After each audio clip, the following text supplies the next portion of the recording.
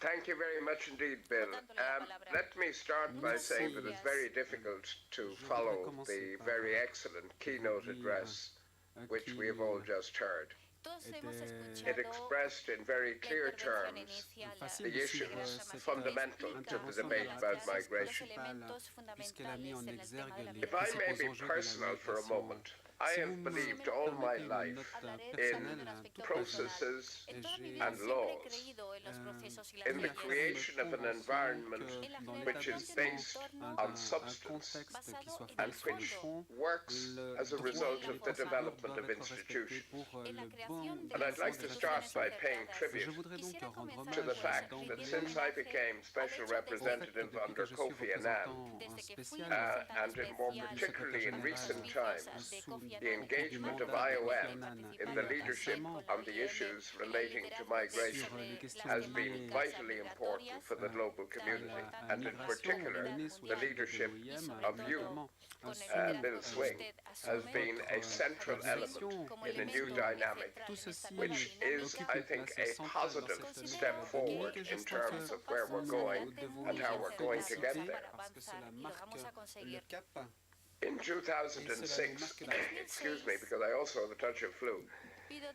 In 2006, we had a situation where we had nothing within the UN which brought together effectively a response to the issues of migration, and in particular its nexus with the issue of development.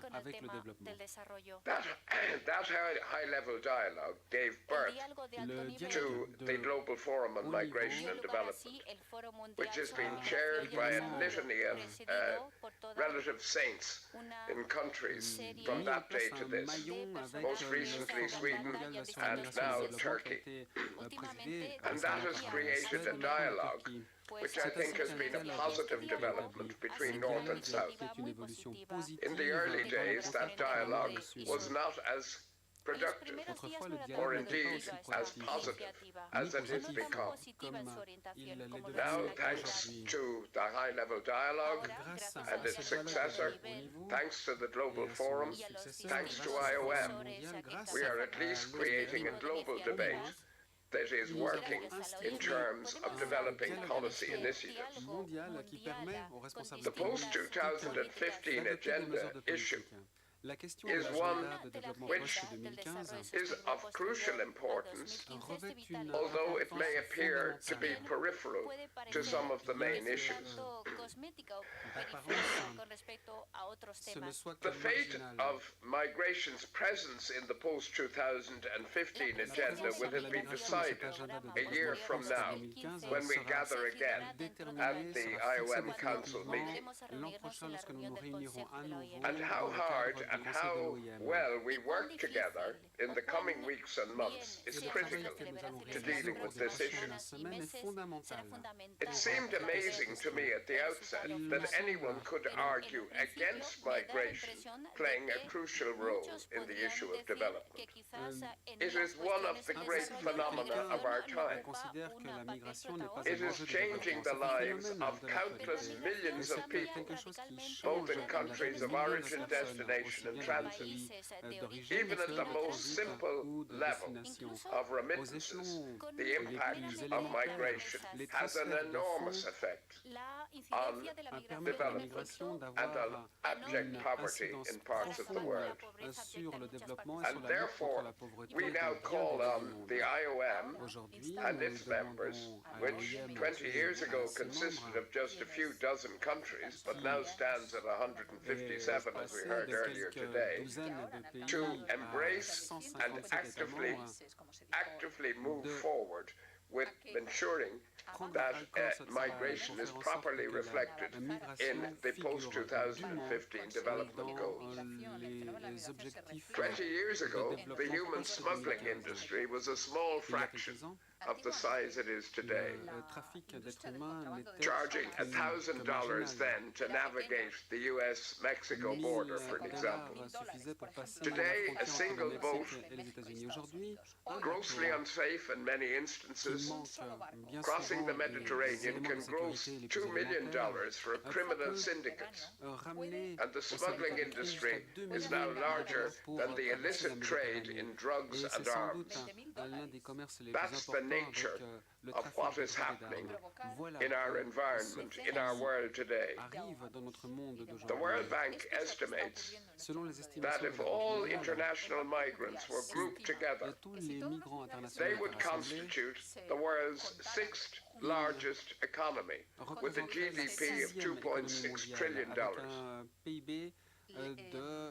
It's also worth reflecting on how the exploitation of migrants exacerbates inequality within countries, not only because they are forced to work in subpar conditions in some places and at subpar wages, but also because employers use them as leverage to lower wages of others. There's a long list of milestones of our progress since the first high-level dialogue. I mentioned already the advent of the GFMD, but even in the area of laws, we're really making progress, for an example, in the area of the Domestic Workers Convention. At national level, matters are changing too. I can refer to President Obama's executive action last month, which stands out. So too does Germany's exceptional efforts both to shelter refugees and to integrate migrants in recent years. Morocco, for decades one of the best at engaging its diaspora, has now set out an immigration framework that is ambitious and in the right direction. Turkey has shown great progress in organizing its migration system, so too has Brazil, the Philippines. Mexico continues to play a significant role in thinking through the issue, and so do many others. But it's more accurate, I think, to frame where we are in this way. We're at the early stages of a positive global awareness, and that migration is not only a profound, enduring theme in human history, but one that must be proactively and positively shaped. We've had great difficulty in reaching the achievements which you, Bill, just identified in the latest draft. Some in the development community may have felt that linking migration to development was in some way a denial of the essential elements in development itself. This is, of course, profoundly wrong. It is an additional factor, not one which should in any way reduce the commitment to development funding that is required around the world. Throughout our history as human beings, people have traveled. They did so for centuries, for millennia, without passports. They cultivated cultural and economic ties. But now that all seems to be upended in a world where increasingly nationalism, xenophobia, concern around terrorism, and of course attempts to protect economic gains and socio-economic systems by protectionism are increasingly the norm. There are some developed countries, and I'm going to say this bluntly, who don't like to mention the word migration. They're worried about using the word migration because it alienates some of their own voters. So they're not necessarily always as helpful as they can be in including migration in matters such as the post-2015 development goals. So, the 20th century and the early 21st century have upended an age-old tradition of greater hospitality and open borders, and fiercely guarding our sovereignty, as some seem intent on doing today, as, of course, one must accept a certain persuasive logic, or at least ostensibly has. But in reality, it plays straight into the hands of populists who, in the absence of economic hope, are feeding citizens with nationalism and identity politics, which have been perhaps the greatest scourge in human history. So we need the development goals to express the issue of migration in a more positive and constructive way. And in a modest way, it is a start to reversing this tide to which I have just referred. This is not about open borders, nor is it an argument for more or less migration. States can determine how many people to allow in so long as they respect their obligations under international law and the moral sensibilities of their own citizens and the global community. It's about how people move across borders, how they can do so safely. It's not about squandering the gains from migration. It's about making sure they end up in the right hands and that they work to the advantage of all, including the countries of origin. It's also about changing the way migrants and migration are perceived, not through the lens of criminality, but through the prism of our essential human nature and the founding principles of the UN itself in terms of the dignity of the individual and the equality of man. One day, migrants, one can hope, will be not seen and treated as second-class citizens, or not as citizens at all. This may take some time, but this is a time to start. I've been at meeting after meeting throughout the period of my involvement with the UN, where the expressions of general support for migration policy have been profuse from the member states. They have not always, I must state, converted this into the type of cooperation between their own agencies and ministries, and between those ministries and what is happening in New York or in Geneva in a way which is as constructive as it should be. But with the right incentives, governments and the private sector can be encouraged to pursue policies that protect the rights of individuals, that allow them to work in decent conditions, and that prevent discrimination. It will improve their own societies and the societies of origin of the migrants themselves. The policies we need to pursue are not ones that pit states against each other,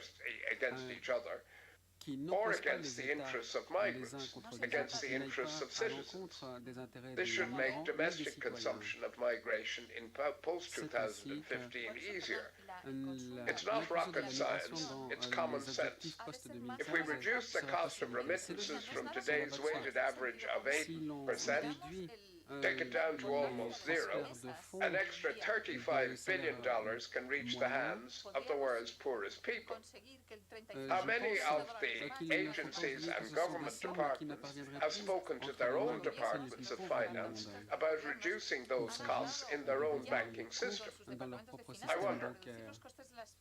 Also, let's put crooked middlemen out of business so that workers take home what they earn rather than lining the nests of recruiters. And this will redirect tens of billions more each year to the poorest families in the world. Let's ensure that migrant workers have the same rights as others, that they receive health care and equal opportunities for their children at school. There's no good reason why some states cannot protect the fundamental labor rights of their workers abroad and others cannot. It's not acceptable that only about 20% of international migrants can take their social security benefits with them when they return home. They've paid for it, especially when some countries, such as Turkey and Morocco, are able to ensure, through bilateral agreements, that over 80% of their migrants enjoy these rights. This is not about charity, it's about basic fairness. How we treat migrants says more about us than it does about them. And migration, therefore, is the litmus test for the relevance of the post-2015 agenda. How can a 21st century narrative of sustainable development ignore the world's most powerful agents of development, migrants?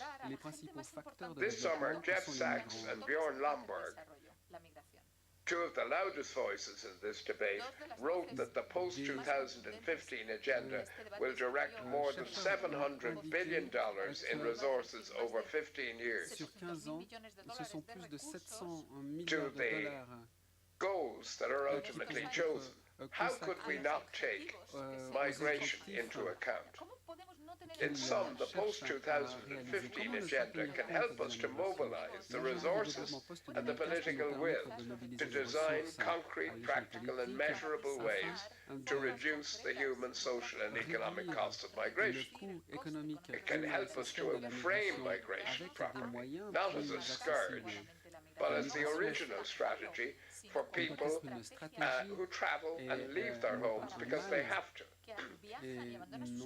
The deep knowledge about migration and development resides right here in Geneva, with all the experienced diplomats and missions who follow day in, day out the work of IOM, UNHCR, and all the other relevant institutions. But the post-2015 negotiations are taking place 5,000 kilometers away in New York City. They're not living, as we do, in Geneva, with migration as a daily issue. Allow me to close by repeating the words spoken by Pope Francis on Tuesday. He implored us then to remember that Europe and the international community, I quote, revolves not around the economy, but around the sacredness of the human person. Speaking of migrants specifically, he added, there needs to be a united response to the question of migration. We cannot allow the Mediterranean to become a vast cemetery. The boats landing daily on the shores of Europe are filled with men and women who need acceptance and assistance. Thank you. Ont à leur bord des vies humaines. Merci.